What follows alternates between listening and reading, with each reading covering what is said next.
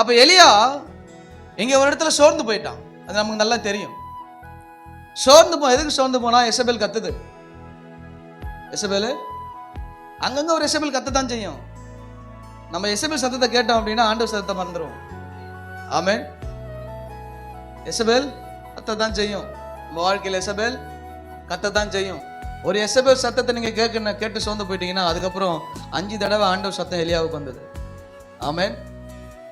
அப்ப எலியாவை ஏன் ஆண்டவர் போய் சோர்ந்து போன நேரத்துல பார்த்தார்னா, சும்மாலாம் ஒன்னையும் பார்க்கல, அவன் தேவ சமூகத்துல இருந்தான்.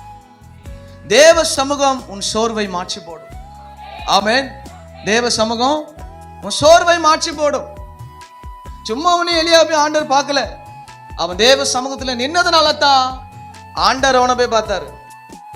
இன்னைக்கு ஆண்டவரே வாங்க வாங்கன்னு சொல்லி நீங்க கூப்பிட்டாலும் மட்டும் ஆண்டவர் வந்துட மாட்டாரு. நீ தேவ சமூகத்துல நிற்கிறவனா இருக்கணும், ஆண்டவரை தேடுகிறவனா இருக்கணும், ஆண்டவர் சமூகத்தை வாஞ்சிக்கிறவனா இருக்கணும். ஆமென். தேவ ஆலயத்தை கட்டடிக்கிற ஆளா இருக்க கூடாது. ஃபங்க்ஷன் பண்ணா ஃபங்க்ஷன் ஆகாம போயிடும்.